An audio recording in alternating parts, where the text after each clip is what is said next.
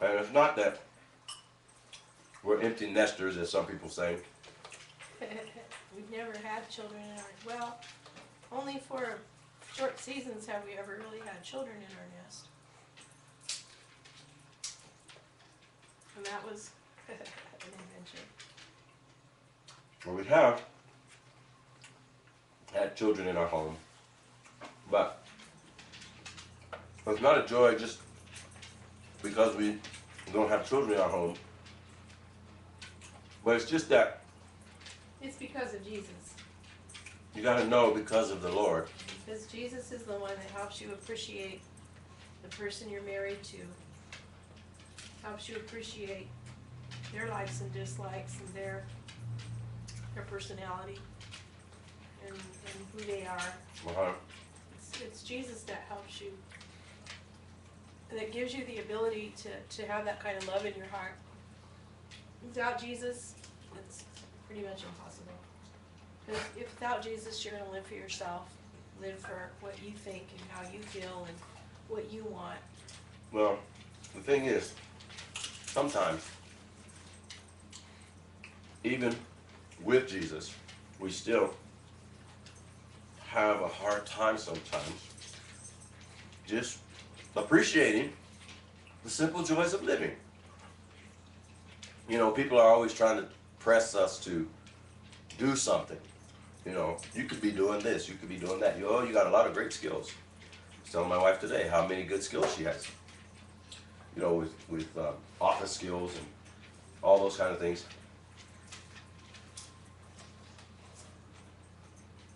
But you know what?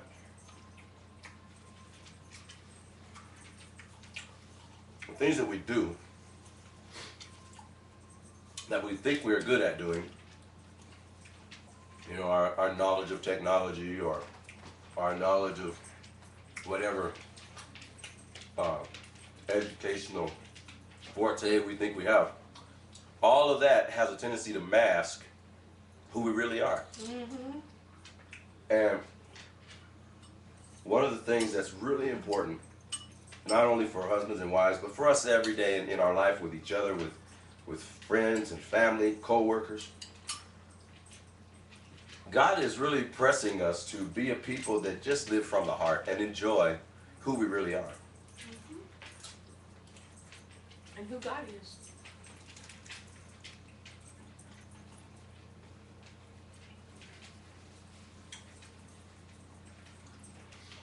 That is really good. Mm-hmm.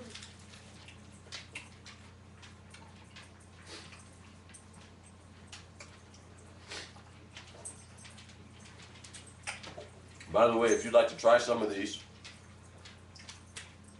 my wife will be glad to put a kit together for you. I'm just kidding. But see, I just wanted to share with you that it's not what we are, it's not what we do that necessarily defines who we are. You know, there's a lot of people right now, and my wife will tell you this as a testimony, that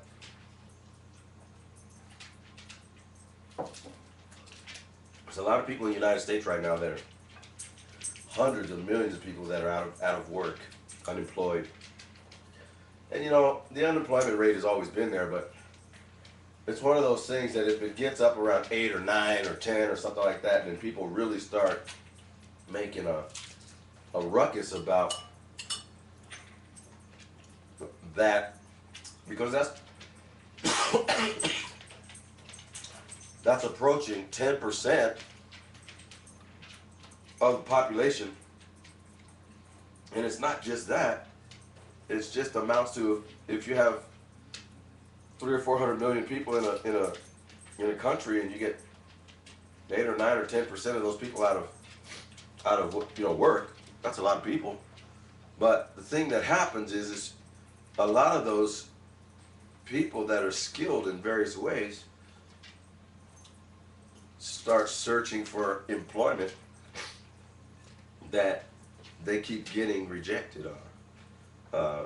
They keep getting, what do you call it, we chose the other candidate letter, and they keep getting that constant discouragement about, you know,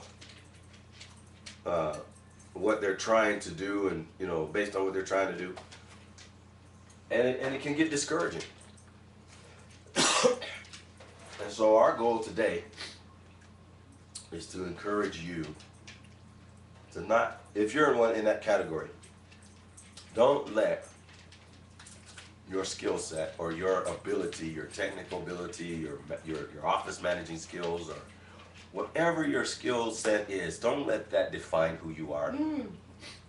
Because who you are has been written in the genetic code of your DNA. And what God is trying to do is make you live according to the code that He put in you. Not based upon what people like or don't like about you. And so a lot of times we hear things through filters. And those filters have a tendency to blur our perceptions. But my wife helped me see that just having a meal together is a simple joy of living. Guess what? It's one of the things that we're going to remember when we're 89. We may not remember all the skills and abilities of today, because you know how fast technology is moving. But we'll certainly remember, we just have always been able to sit down and enjoy a meal together. The beauty of holiness, of just being able to enjoy one another. Now, it takes relationship. You have to have an ability to build your relationship together. Now, husbands, the Bible says that you have to love your wife. Now, sometimes wives have a tendency to, and they don't mean to insult us, but they have a tendency to, make us prove that we love them. And their skill sets and their abilities and, or their braininess is not what proves your love for your wife. The Bible says, husbands, love your wife as Christ loved the church and gave Himself. And I'm not trying to be theological on you, but this is one of the joys of living. Yes. And we just want to share with you during this time. This is one of the first segments that we're doing on this. I'm calling this series the simple joy of living.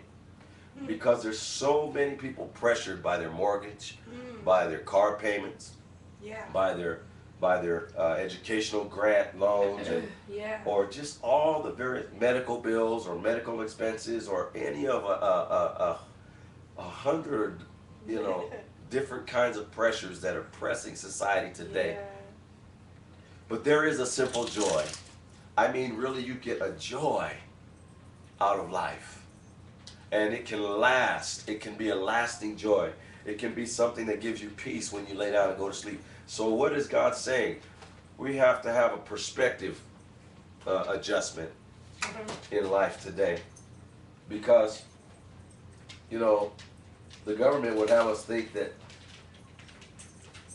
the solution to the energy crisis that they say there is that we recycle everything and the planet is a green technology. But you see, God, He is not worried about an energy crisis. He has plenty. So if we allow the perceptions that govern society to affect who we are, we'll never live, and we'll never have the heart that God has created you to have. So my encouragement to you today, let yourself enjoy the simple joys of living, just being together. Yeah.